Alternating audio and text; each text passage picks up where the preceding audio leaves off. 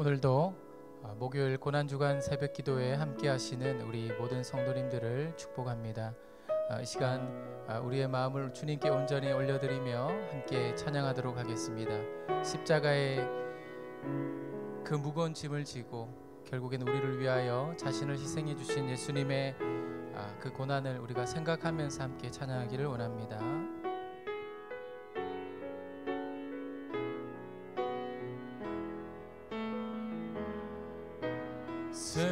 승리하였네 어린 양의 보혈로 우리 보혈의 능력으로 서리라. 승리하였네 어린 양의 보혈로 주 내게 승리 주셨네. 승리하였네 어린 양의 보혈로 우리 보혈의 능력으로 서리라. 승리하였네 어린 양의 보혈로 주 내게 승리 주셨네. 다시 한 번 더 승리하였네. 승리하였네 어린 양의 보혈로 우리 보혈의 능력으로 서리라. 승리하였네 어린 양의 보혈로 주 내게 승리 주셨네. 변찮는 주님의 사랑과 보혈의 공로를 우리 다 찬양을 합시다. 주님을 만나볼 때까지 예수는 우리를 깨끗게 하시는 주시니 그의 피 우리를 눈보다 더 이게 하셨네. 우리를 깨끗게 한 피는 무궁한 생명의 물이세. 생명의 구원을 받은 자 하나님 찬양을 합시다. 예수는 우리를 깨끗게 하시는 주시니 그의 피 우리를 눈보다 더 이게 하셨네. 주님의 거룩한 보혈을 날마다 입으로 간증해 담대히 싸우며 나가세. 천국에 들어갈 때까지 예수는 우리를 깨끗게 하시는 주시니 그의 피 우리를 눈보다 더 이게 하셨네. 십자가 단단히 붙잡고 날마다 이기며 나가세. 머리에 면류관 쓰고서 주 앞에 찬양할 때까지 예수는 우리를 깨끗게 하시는 주시니 그의 피 우리를 눈보다 더 이게 다시 한번 예수는 우리를 깨끗게 하시는 주시니 그의 피 우리를 눈보다 더 이게 하셨네.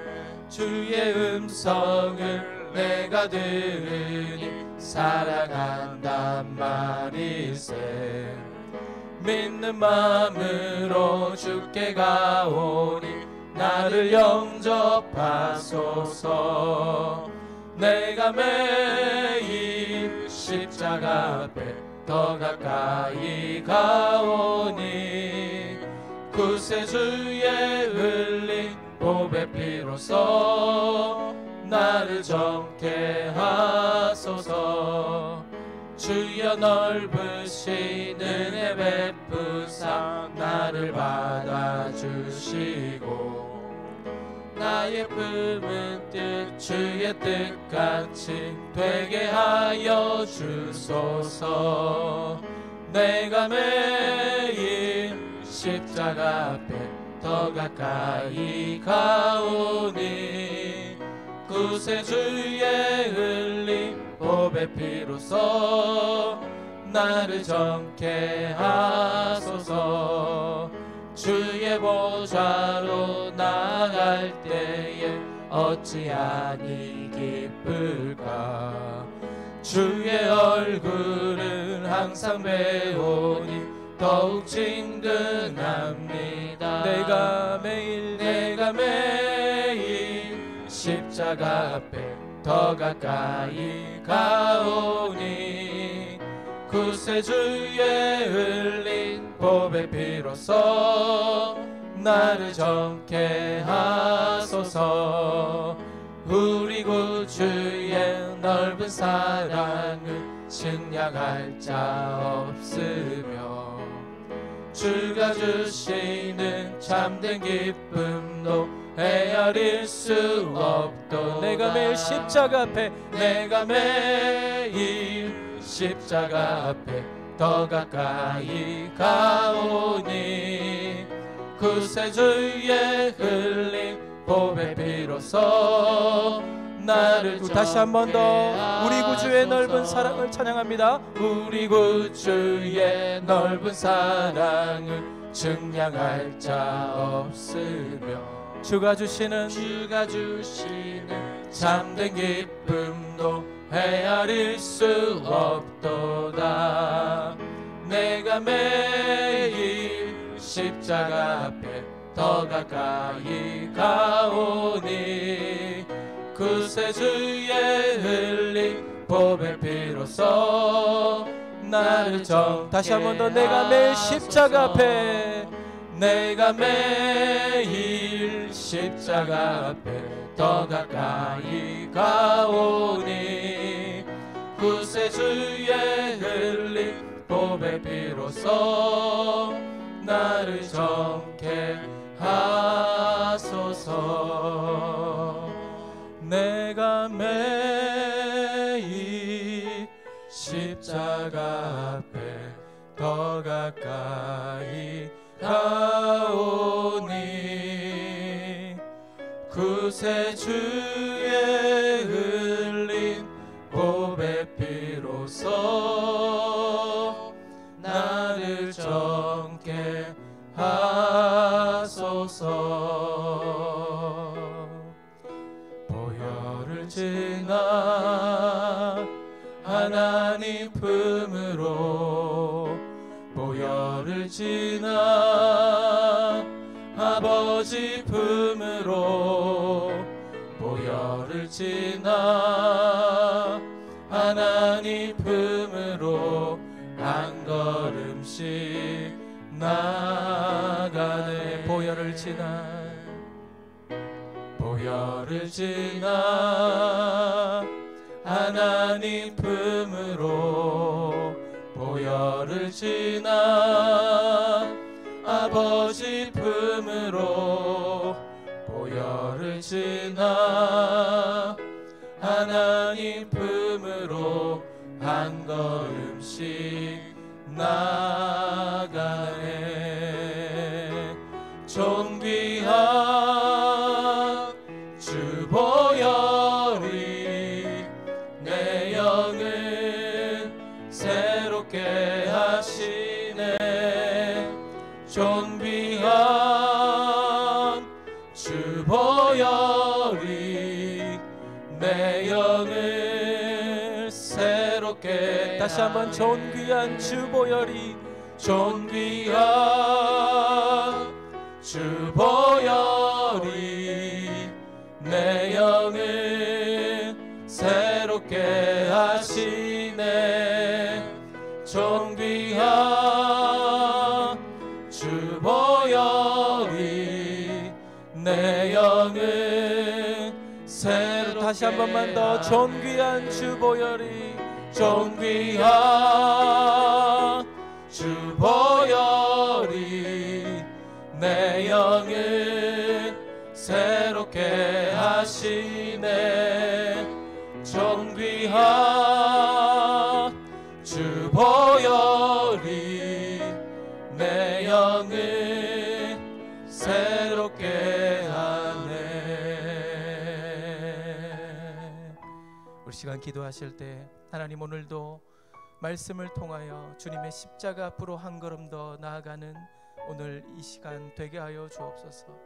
말씀을 통하여 주님이 걸어가신 그 십자가의 길을 우리가 생각해보며 우리도 그 고난에 그 희생에 동참하며 주님 가신 그 길을 따라갈 수 있는 큰 용기와 하나님 담력을 허락해달라고 이 시간 우리 말씀을 전하실 박태환 목사님과 우리 자신을 위하여 하나님 앞에 간절하게 한번 기도하겠습니다. 아버지 하나님, 감사합니다. 주님, 오늘도 십자가 앞으로 나가기를 원합니다. 주님의 보혈을 의지하여 하나님 앞에 나갑니다. 주여, 우리 가운데 역사하여 주옵소서. 아버지, 주님 주시는 그 말씀에 그 세미한 음성을 듣게 하여 주옵소서. 아버지 하나님,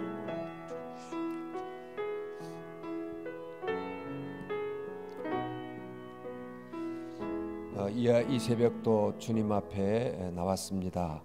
하나님 아버지, 말씀으로 은혜를 주시고 또 코로나 사태로 지극히 어려운 이 상황 속에 또 우리에게 위로와 용기와 힘을 허락해 주시기를 원합니다. 주님 말씀으로 우리를 새롭게 해 주시기를 원하오며 예수님의 이름으로 기도하옵나이다. 아멘. 오늘 하나님의 말씀은 요한복음 17장 20절부터 26절까지 말씀입니다. 요한복음 17장 20절. 내가 비옵는 것은 이 사람들만 위함이 아니요 또 그들의 말로 말미암아 나를 믿는 사람들도 위함이니, 아버지여, 아버지께서 내 안에 내가 아버지 안에 있는 것 같이 그들도 다 하나가 되어 우리 안에 있게 하사 세상으로 아버지께서 나를 보내신 것을 믿게 하옵소서. 내게 주신 영광을 내가 그들에게 주었사오니 이는 우리가 하나가 된 것 같이 그들도 하나가 되게 하려 함이니라. 곧 내가 그들 안에 있고 아버지께서 내 안에 계시어 그들로 온전함을 이루어 하나가 되려 함은 아버지께서 나를 보내신 것과 또 나를 사랑하심 같이 그들도 사랑하신 것을 세상으로 알게 하려 함이로소이다. 아버지여, 내게 주신 자도 나 있는 곳에 나와 함께 있게 하여 아버지께서 창세전부터 나를 사랑하심으로 내게 주신 나의 영광을 그들로 보게 하시기를 원하옵나이다. 의로우신 아버지여, 세상이 아버지를 알지 못하여도 나는 아버지를 알았사옵고 그들도 아버지께서 나를 보내신 줄 알았사옵나이다. 내가 아버지의 이름을 그들에게 알게 하였고 또 알게 하리니 이는 나를 사랑하신 사랑이 그들 안에 있고 나도 그들 안에 있게 하려 함이니이다. 아멘. 오늘은 예수님의 한평생 관심이란 제목으로 오늘 목요일 새벽기도 말씀 전해주시겠습니다.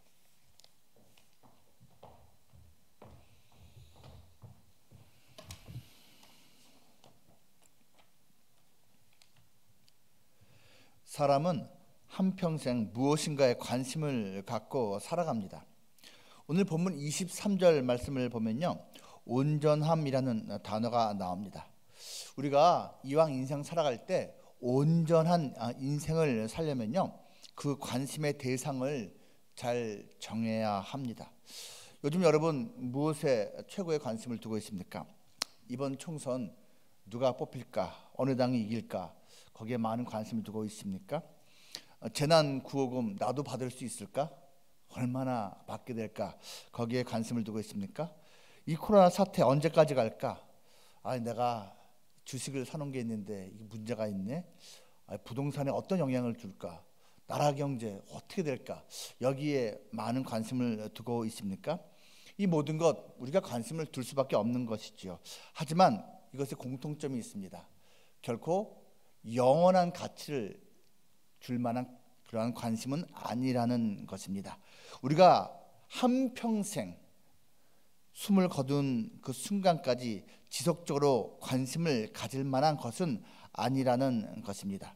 우리가 이 땅에서의 삶을 정리할 때까지 붙들어야 하는 관심은 과연 무엇일까요? 오늘 본문에서 예수님은 생애의 마지막 순간을 맞이하고 있습니다. 예수님께서 끝까지 관심을 잃지 말아야 할 것이 무엇인지를 잘 가르쳐주고 계신데요. 바로 기도 중에 그 내용이 잘 나오고 있습니다. 다 알고 계신 대로 요한복음 17장은 예수님의 대제사장적 기도라고 알려져 있습니다. 예수님께서 겟세마네 동산에서 또 기도하는 모습이 나와 있잖아요. 그 땀 가운데 피가 섞여 나올 만큼 간절함을 다했어. 그리고 히브리서에 써 있는 것처럼 이렇게 눈물로 통곡하면서 하나님께 간구했던 모습을 우리가 기억합니다. 여러분 BC와 AD 그 구분 짓는 거 알고 계시죠? 예수님께서 태어나시는 것을 기점으로 해서 BC, AD가 나뉩니다. 이것은 뭐 역사를 그렇게 기록하고 있는 것인데요. 사실 BC와 AC로 나누는 것이 우리에겐 또한 필요합니다. 여러분 BC와 AC가 뭡니까? Before Cross 그리고 After Cross입니다. 예수님께서 십자가 죽으심을 당하기 전과 그 후가 사실 영적으로 우리에게 엄청난 영향을 그러한 그 영향을 주고 있다라는 것입니다. 물론 어떤 사람은요 이것을 또한 BCAC를 갖다가요 Before Corona, After Corona처럼 생각하기도 하더라고요. 그만큼 코로나가 우리에게 큰 영향을 주고 있다는 것이죠. 하지만 영적으로 말해서는 틀림없이 이 십자가 사건, 예수님의 십자가 죽으심은 우리에게 너무나 큰 그런 영향을 주고 있는 것입니다. 이제 곧 체포되어서 십자가 처형을 당하시기 전에 마지막까지 예수님께서 갖고 계셨던 그 관심은 무엇입니까? 몇 가지를 한번 살펴보겠습니다. 첫째로 예수님의 관심은 끝까지 사람에 있었습니다.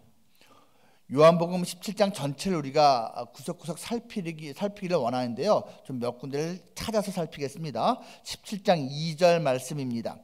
아버지께서 아들에게 주신 모든 사람에게 영생을 주게 하시려고 만민을 다스리는 권세를 아들에게 주셨음이로소이다. 그리고 오늘 본문 중에 20절 말씀, 내가 비옵는 것은 이 사람들만 위함이 아니요 또 그들의 말로 말미암아 나를 믿는 사람들도 위함이니, 이렇게 말하고 있습니다. 그렇죠?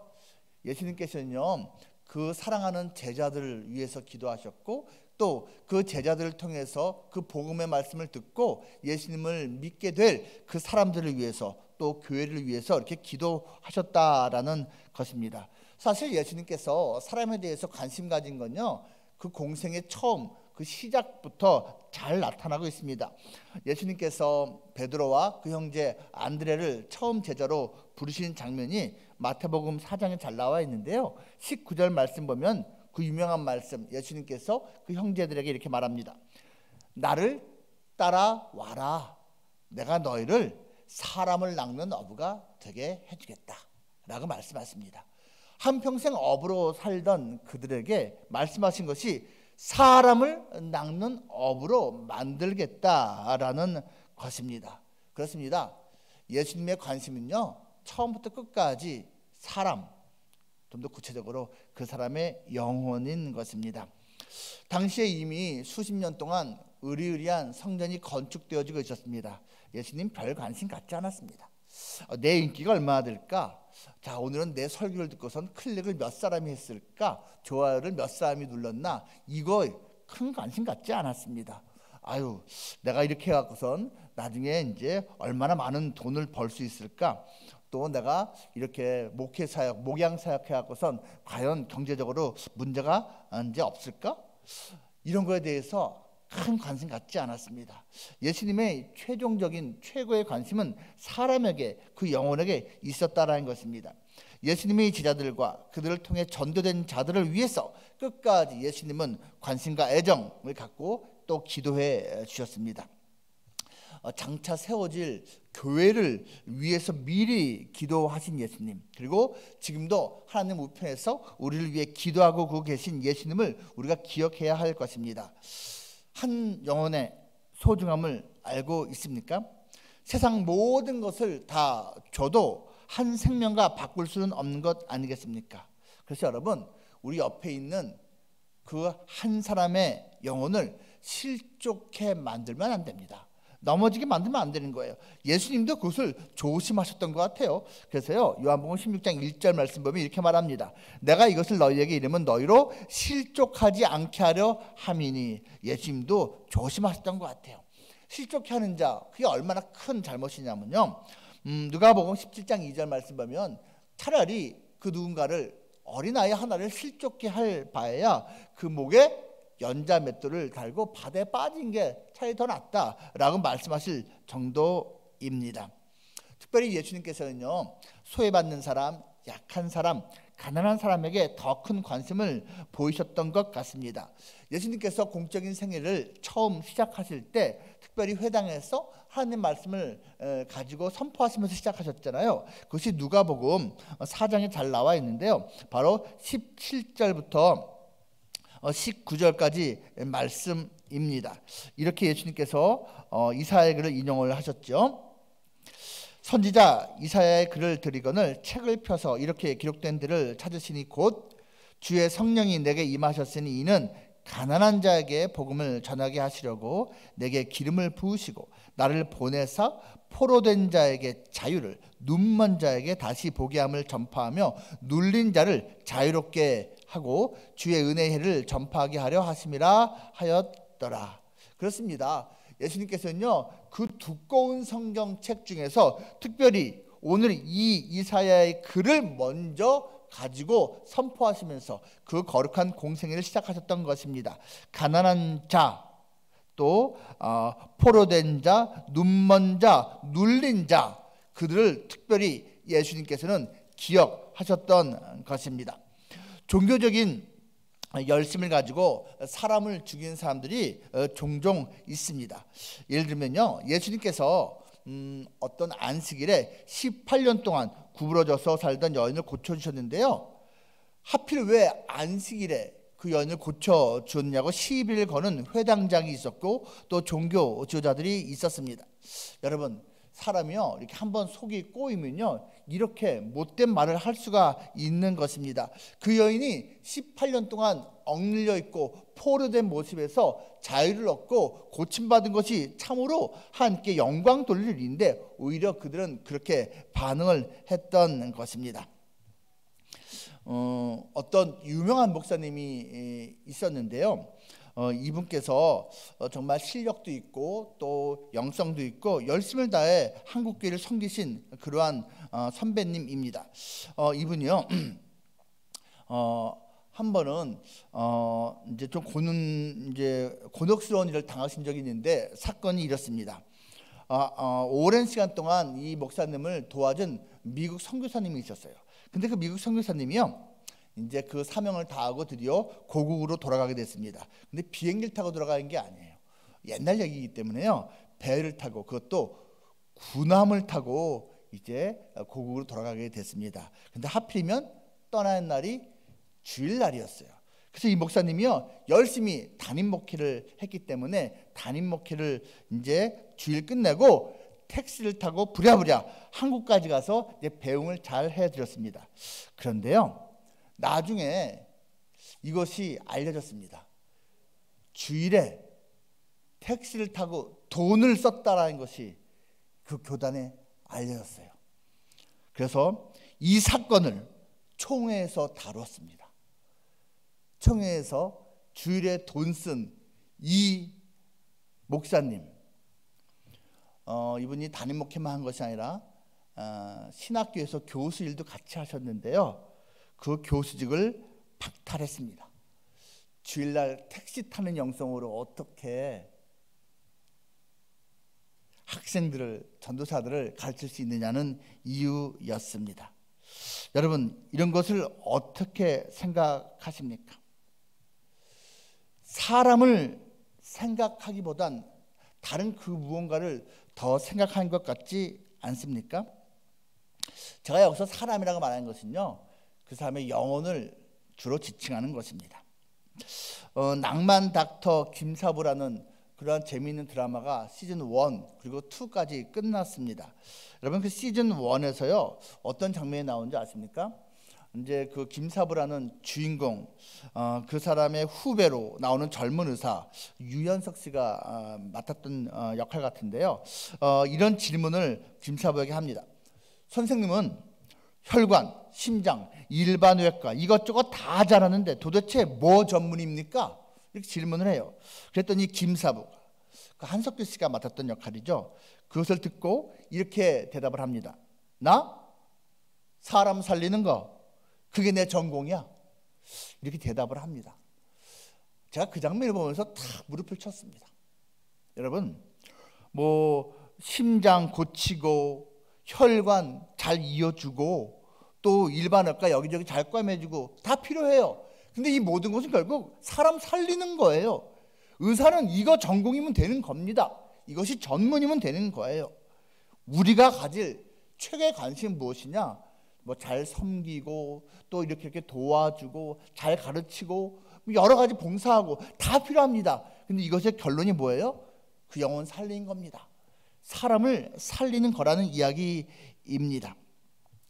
제 군대 후배 하나가요, 참 저에게 큰 평생의 교훈을 주었습니다. 얼마나 자기 전교에 신실한지 제가 감탄할 정도였습니다. 매일 밤 10시면요, 저는 미군 카투사였기 때문에 아파트 생활했거든요. 방 하나를 둘이 같이 쓰는데 밤마다 촛불 켜놓고 연부를 외는 거예요. 제가 감동받았습니다. 야, 어떻게 저렇게 열심히 할 수 있을까? 이제 대순진리라는 것을 믿었거든요. 이 귀신을 섬기는 종교입니다. 제가 물었어요. 전도하려고 이제 대화를 많이 했죠. 도대체 어떻게 거길 들어갔냐고. 근데 이 친구가 이렇게 말했습니다.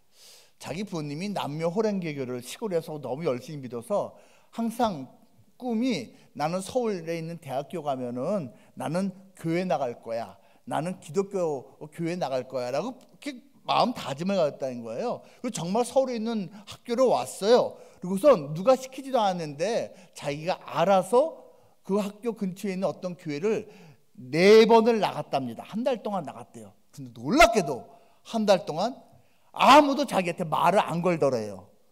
그러니까 이 시골 순박한 청년이 쭈삣쭈삣 더 나가기가 힘들어진 거예요. 근데 어느 날 대학교 정문 앞에서 흰 도포를 입고 갓을 쓴 어떤 사람이 와서 자기한테 말을 걸더래요. 그리고 정말 친절하게 대해주더래요. 그래서 따라갔고, 그래서 거기 청년부에서 열심히 활동하는 일꾼이 된 것입니다. 제가 그 얘기 듣고 참 마음이 많이 찔렸습니다. 지금 세월이 수십 년 지났는데도 제가 잊을 수가 없어요. 나가서 데려오진 못할 망정 자기 발로 데려온 사람조차 잡지 못하는 교회, 이것이 우리 한국교회의 어떤 부끄러운 모습일 수 있는 것입니다. 전도하는 교회가 있고 끼리끼리 잘 노는 교회가 있습니다. 교회는 유람선이 아닙니다. 교회는 돈 버는 상선도 아닙니다. 교회는 전투함입니다. 교회는 구조선입니다.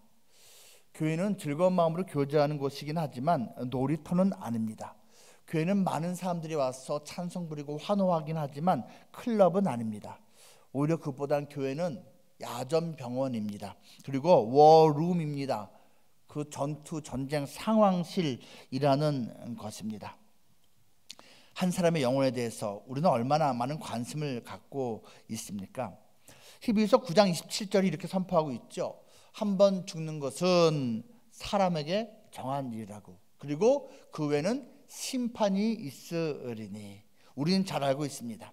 그런데 너무나 많은 사람들이요, 죽는 건 알지만 그 후에 심판에 대해서는 전혀 인식하지 못합니다. 우리는 그들에게 그것을 알려줘야 되고 그것을 위해서 예수님이 오셨다라는 것을 선포해야 하는 것입니다. 스티브 잡스, 애플, 여러분 다 알고 있지요. 이 사람이 죽기 전에 이런 말을 했습니다. 신의 존재를 믿느냐 하는 문제에 대해서는 사실 50대 50입니다. 자기 생각으로는 하나님이란 존재가 있을지 없을지 반반 확률이라는 거예요. 죽음은 딸깍 누르면 그냥 꺼져버리는 거죠. 아마 그래서 내가 애플 기기에 스위치 넣는 것을 그렇게 싫어했나 봅니다 라는 말을 한 적이 있습니다. 자기가 생각할 때는 죽음이라는 것은 그냥 스위치 온 오프 스위치 딸깍 누르면 그냥 꺼져버린 그런 거인 것 같습니다 라고 생각하는 거예요. 여러분, 너무나 엄청난 일을 했고 그리고 천재이지만 영적인 문제에 대해서는 완전히 무지했다라는 것을 알 수가 있는 것입니다. 이런 사람에게 필요한 것이 무엇입니까? 여러분, 바로 예수 그리스도 아닙니까? 그 예수 그리스도가 바로 이러한 사람에게 필요한 것입니다. 이러한 사람에게 우리는 얼마나 다가가고 있습니까? 관심을 갖고 있습니까? 예수님께서 마지막 순간까지 관심을 가졌던 것은 또 무엇입니까? 둘째로요, 예수님의 관심은 끝까지 사랑에 있었습니다. 사랑입니다. 오늘 본문 17장 23절부터 이렇게 말합니다. 곧 내가 그들 안에 있고 아버지께서 내 안에 계시어 그들로 온전함을 이루어 하나가 되게 하려 함은 아버지께서 나를 보내실 것과 또 나를 사랑하신 같이 그들도 사랑하신 것을 세상으로 알게 하려 함이로소이다. 아버지여, 내게 주신 자도 나 있는 곳에 나와 함께 있어 아버지께서 창세전부터 나를 사랑하심으로 내게 주신 나의 영광을 그들로 보게 하시기를 원하옵나이다. 26절이요, 내가 아버지의 이름을 그들에게 알게 하였고 또 알게 하리니 이는 나를 사랑하신 사랑이 그들 안에 있고 나도 그들 안에 있게 하려 함이니이다. 우리가 다 암송하고 있는 성구가 있지요. 요한복음 3장 16절입니다. 하나님이 세상을 이처럼 사랑하사 독생자를 주셨으니 이는 그를 믿는 자마다 멸망하지 않고 영생을 얻게 하려 하심이라고 말하고 있습니다. 그리고 이 요한복음에서요, 사실은요 사랑을 엄청나게 많이 강조하고 있습니다. 사랑의 사도라고 불린 요한이 쓴 글답게 말입니다. 요한복음 15장 9절 말씀 앞에서 이렇게 말하고 있습니다. 아버지께서 나를 사랑하신 것 같이 나도 너희를 사랑하였으니 나의 사랑 안에 거하라. 지금 뭘 말하고 있습니까? 하나님이, 예수님 나를 사랑하고 나도 너희 나의 제자들을 사랑한다 말씀하고 있습니다. 내리 사랑 말씀하고 계세요. 그리고 요한복음 다음 장 16장 27절에서 이렇게 말합니다. 이는 너희가 나를 사랑하고 또 내가 하나님께로부터 온 줄을 믿었으므로 아버지께서 친히 너희를 사랑하심이라. 제자인 너희들이 나를 사랑하는구나, 또 나를 믿는구나, 이것을 기특하게 여기셔서 아버지 하나님께서 너희들, 나의 제자들인 너희들을 사랑하고 계시다라고 말하고 있는 것입니다. 그리고요, 또 같은 요한복음 15장 12절 말씀에서 이렇게 말합니다. 15장 2절 말씀, 12절 말씀입니다. 내 계명은 곧 내가 너희를 사랑한 것 같이 너희도 서로 사랑하라 하는 이것이니라. 그리고 17절에서도 말하고 있습니다. 사랑하라 명령을 주님께서 주셨습니다. 여러분, 사랑은요 하나님 소속을 증명하는 최종 기준입니다. 사랑 없으면 아무것도 아닙니다. 우리는 알고 있습니다. 예수님의 사랑은요 사실 십자가에 달리셨어도 계속 발휘가 됐죠. 예수님께서 말씀하시잖아요. 아버지요, 저들을 용서해 주십시오. 자기들이 지금 하고 있는 일을 알지 못하고 있습니다. 여러분, 사랑에 관심 당연히 갖고 계시죠. 사랑은요 좋아하는 거하고 사실은요 차원이 다릅니다. 이 세상에는 많은 사람들이, 특별히 젊은이들이 사랑한다, 좋아한다를 섞어서 그냥 쓰고 있거든요. 뭐 이해는 됩니다. 근데 사실 구분되어야 합니다. 좋아하는 건요 감정의 문제입니다. 이것은 형용사예요. 그냥 좋아한다는 겁니다. 그런데 사랑은요 의지의 문제입니다. 이것은 동사입니다. 실천이 없으면 사실은 증명되기 힘든 것입니다. 사랑은 받는 것보단 주는 겁니다. 하지만 준다고 해서 다 성숙한 사랑은 아니죠. 내가 원하는 것을 주는 것보단 상대방이 원하는 것을 주는 게 사랑이겠죠. 하지만 또한 상대방이 원하는 것을 준다고 해서 최고로 성숙한 사랑은 아닙니다. 좀 더 성숙한 사랑은요 상대방에게 필요한 것을 주는 게 사랑입니다. 이왕이면 상대방이 원하는 것과 상대방에게 필요한 것이 같으면 최고입니다. 근데 다르면 어떡하죠? 저 사람은 원하고 있어요. 근데 불필요해요. 아니 심지어는 해가 되는 거예요. 여러분, 그건 주지 않는 것이 사랑입니다. 저 사람은 원치 않아요. 근데 이거는 반드시 있어야 되는 거예요. 꼭 필요한 거예요. 그러면 원치 않아도 줘야 되는 게 사랑입니다. 그래서 사랑은요, 결국 상대방에게 꼭 필요한 것을 주는 것이 사랑이라고 말할 수가 있고, 이것이 성경이 말하고 있는, 또 하나님께서 우리에게 주시는, 예수님께서 본을 보여주신 그 사랑입니다. 로마서 5장 8절 말씀 다 기억하고 있지 않습니까?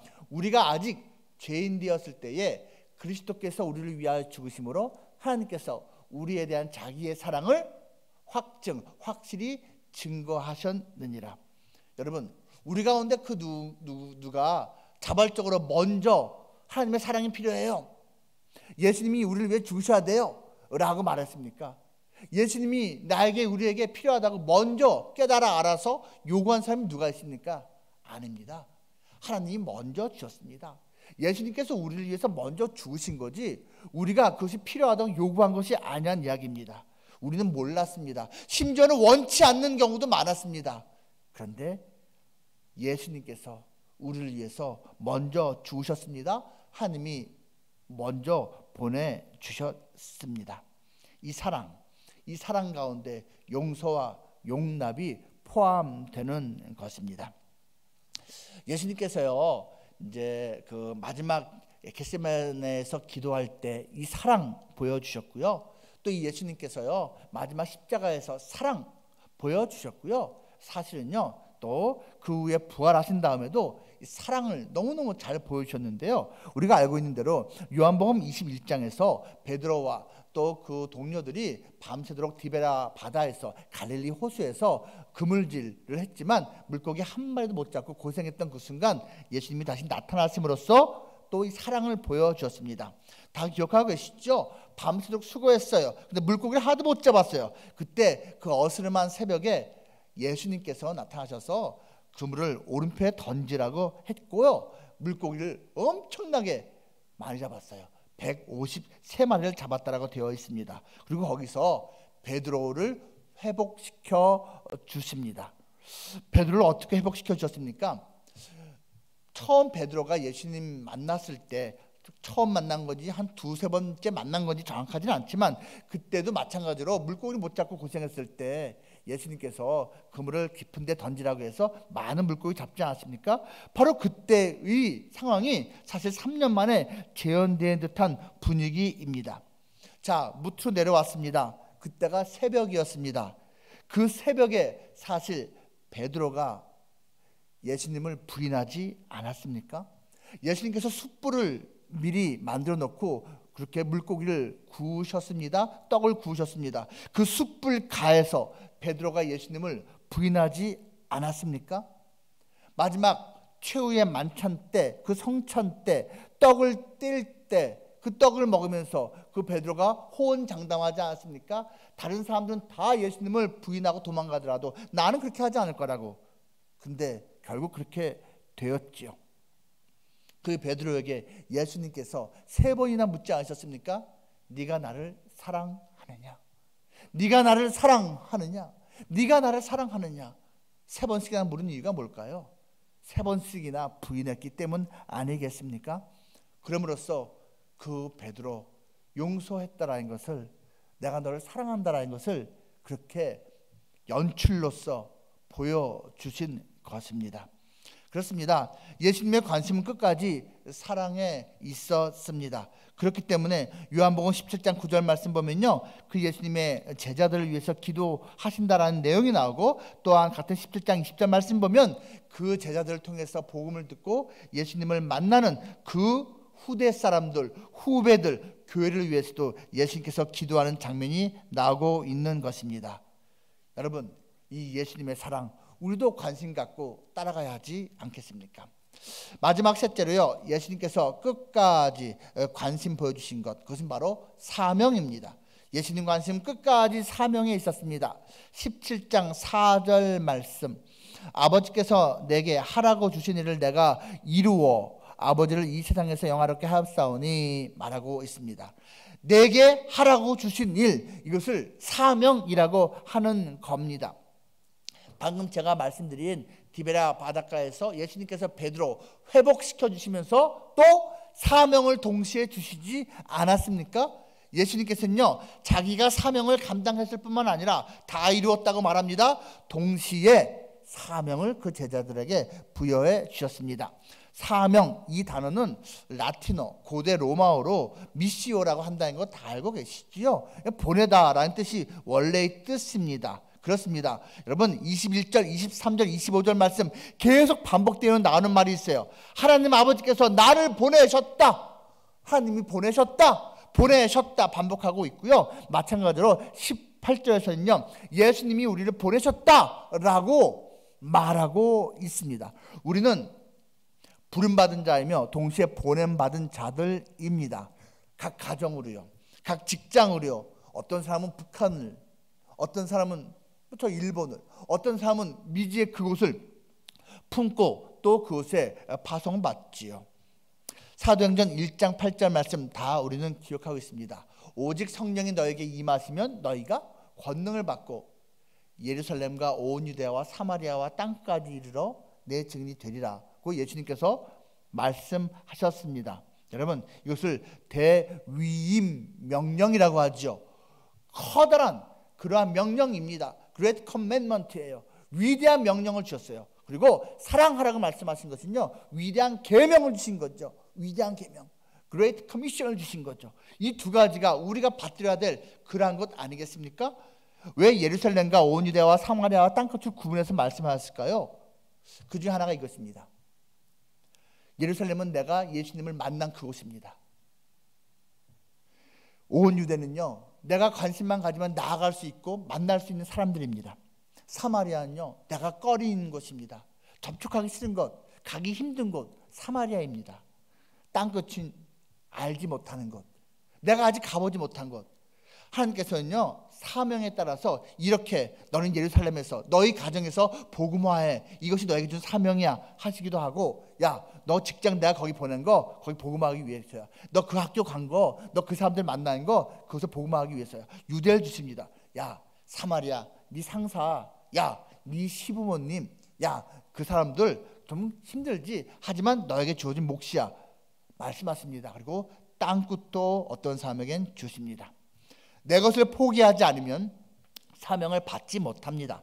내 것을 내려놓지 않으면 사명 감당할 수가 없는 것입니다. 그래서 예수님께서는 모든 것을 내려놓으신 겁니다. 그 생명까지. 그리고 다 이루셨다라고 선언하신 것입니다. 사명은 기억으로부터 시작됩니다. 기억해야 됩니다. 기억은 곧 정체성입니다. 그리고 정체성은 곧 사명으로 이어집니다. 여러분, 영화 본 아이덴티티가 바로 그거 아닙니까? 기억하지 못하니까 자기 정체성을 까먹었고, 그러니까 사명마저도 기억하지 못하는 것 아니겠습니까? 기억과 정체성과 사명은 함께 엮어져 있는 것입니다. 아담과 하와가 바로 기억하지 못한 데서부터 모든 일이 엉클어진 것입니다. 그들은 하나님 말씀을, 하나님의 경고를 기억하지 못했습니다. 하나님처럼 되라는 마귀의 유혹을 듣고 하나님 말씀을 망각했습니다. 자기 정체성을, 사명을 잊어버리고 만 것입니다. 생육하고 번성하고 정복하고 다스리라는 그 하나님의 명령을 수행할 인간의 사명을 잊어버리고 만 것입니다. 그래서 결국은 추방됐습니다. 나원에서 말입니다. 그리고 죄가 퍼져 나갔습니다. 예수님이 공생을 시작할 때 마귀의 시험을 받았습니다. 돌을 떡으로 만들어라, 뛰어내려라, 천하 만국을 보여주면서 나에게 절해라, 마귀가 말했죠. 이 모든 것은요, 예수님의 사명을 잊게 만드는 시험이었습니다. 예수님의 사명은 먹고 배부르는 게 아닙니다. 예수님의 사명은 인기, 명예, 그 만족을 추구하는 삶이 아닙니다. 예수님의 사명은 소유하고 많은 것을 자랑하는 것이 아니었어요. 예수님의 사명은 하나님의 구원을 다 이루는 것이었습니다. 예수님이 이 사명을 잊지 않고 성취하셨습니다. 우리의 사명은 과연 어떠합니까? 사명을 깨달으면 치유가 일어납니다. 회복이 일어납니다. 용서가 함께 일어납니다. 우리가 다 기억하고 있는데요. 창세기 45장에서 야곱의 아들 요셉이 오랜만에 만난 그 원수 같은 형제들을 보고 어떻게 반응합니까? 창세기 제45장 5절부터 읽겠습니다. 이렇게 말하고 있습니다. 당신들이 나를 이곳에 팔았다고 해서 근심하지 마소서. 한탄하지 마소서. 하나님이 생명을 구원하시려고 나를 당신들보다 먼저 보내셨나이다. 이 땅에 2년 동안 흉년에 들었으나 아직 5년은 바꿔도 못하고 추수도 못할지라. 하나님이 큰 구원으로 당신들의 생명을 보존하고 당신들의 후손을 세상에 두시려고 나를 당신들보다 먼저 보내셨나니 그런즉 나를 이리로 보내는 당신들이 아니요 하나님이시라. 이렇게 말하고 있습니다. 보십시오. 이 한 맺히고 복수심에 부글부글 끓고 있어야 정상인 이 요셉이 어떤 반응을 보입니까? 하나님이 하셨다. 하나님이 나를 이곳에 보내셨다 반복해서 말을 합니다. 그리고 구원을 말합니다. 생명을 말합니다. 바로 오늘 본문이 전하고 있는 것과 똑같지 않습니까? 사랑, 사명. 바로 요셉이 예수님의 예표로서 쓰임받은 것이 이러한 모습도 포함되는 것입니다. 사람들은 예수님을 사랑한다고 말하면서도 예수님이 사랑하는 것에 대해서는 별 관심을 두지 않는다라고 어떤 목회자가 말을 하더군요. 우리가 정말로 예수님을 사랑한다면 그 예수님이 관심 갖고 있는 것에 우리도 관심을 가져야 됩니다. 예수님의 관심은 끝까지 사람에 있었습니다. 사랑에 있었습니다. 사명에 있었습니다. 예수님은 우리에게 사람을 향한 사랑과 하나님이 주신 사명을 그의 삶과 십자가 죽으심을 통해서 전해 주셨습니다. 이것을 기억하고 간직하고 남은 평생 살아갈 수 있는 우리 모두가 될 수 있기를 주님의 이름으로 축복합니다. 우리 말씀을 생각하면서 기도합니다. 아버지 하나님 감사합니다. 함께 계시고 감사드립니다. 아버지 주신 말씀을 우리 가슴에 새기고 지켜드리게 합니다. 예수님께서 삶을 통해 보여주신 것처럼 우리도 그 사랑 그 영혼에 끝까지 가지고 사랑하며 사명 감당하는 우리의 인생 되게 해주시옵소서. 감사합니다. 고난 주간 예수님께서 행하신 고난 당하신 그 일을 기억하며 가슴에 새기되 사랑을 향한 주님의 그 관심 가까이 사랑하셨던 그 모습 주고 사랑을 다할 수 있도록 우리도 살아가는 아버지의 은혜를 베풀어 주시옵소서. 아버지 감사합니다. 감사합니다. 아버지 영광 받아 주시옵소서. 감사합니다. 아버지 고맙습니다.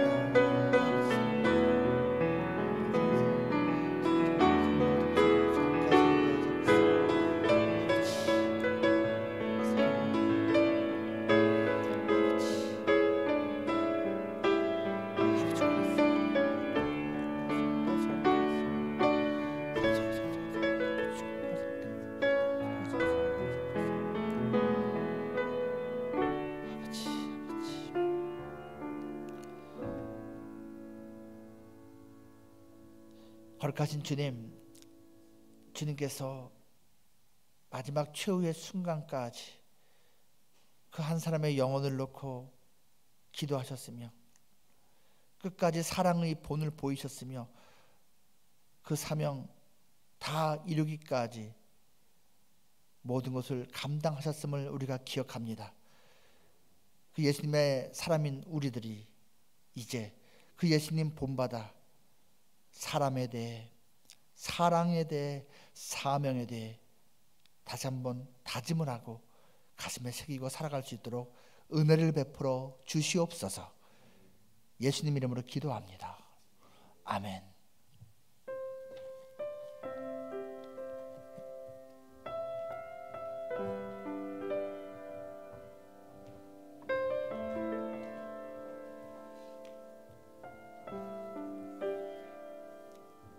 예수님의 최종 관심은 사람의 또 사랑의 사명에 있었음을 깨닫게 해 주시옵소서.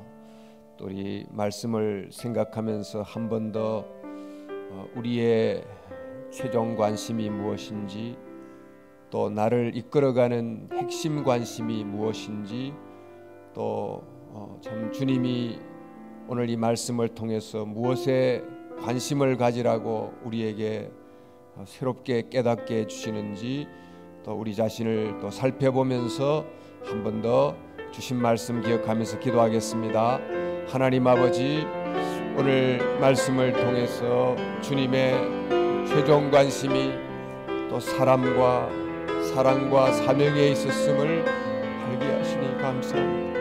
주님, 그렇습니다. 저 정말 관심이 무엇이었는지, 주님 우리의 관심이 무엇인지를 다시 생각하며 주님 수명을 통하여 깨닫게 하시니 주님 감사하고 감사합니다. 주님 도와주시고 아버지 성령님 역사하시고 주님 불쌍히 여겨주시기를 주께 간절히 기도합니다. 주님 영광 받으셔서 하나님 역사해 주시기를 원합니다. 주님 이름을 관심을 가지고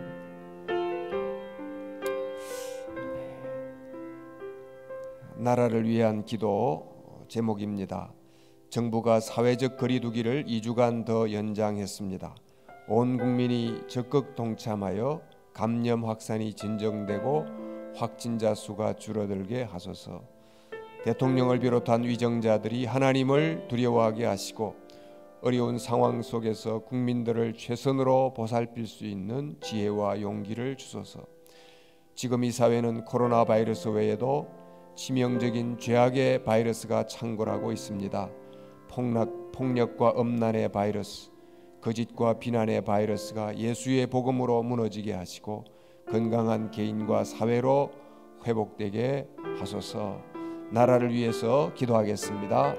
하나님 아버지,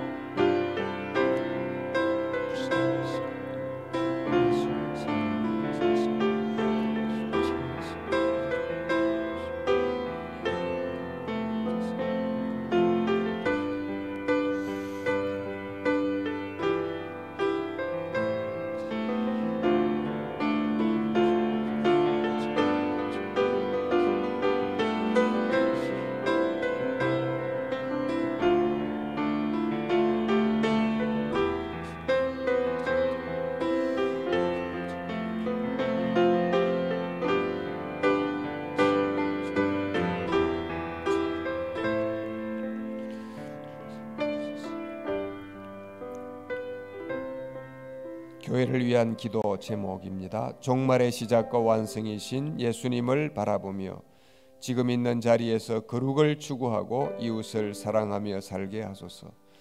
흩어져 예배하는 가정마다 살아있는 교회가 되게 하시고 함께 모이지 못하지만 전화와 SNS를 통하여 성령 안에서 기쁨과 슬픔을 함께 나누는 구역교회가 되게 하소서. 코로나19 사태로 인해 생업에 어려움을 겪고 있는 성도들을 위로하시고 이 시기를 잘 이겨낼 수 있도록 도와주소서. 지금도 육신의 고통으로 아파하며 마음의 상처로 쓰러지고 경제적인 압박으로 두려워하며 절망 가운데 있는 연약한 성도들을 어루만져 주셔서 치유와 회복의 역사가 있게 하소서. 교회를 위해서 또 가정과 개인을 위해서 계속해서 기도하도록 하겠습니다. 하나님 아버지,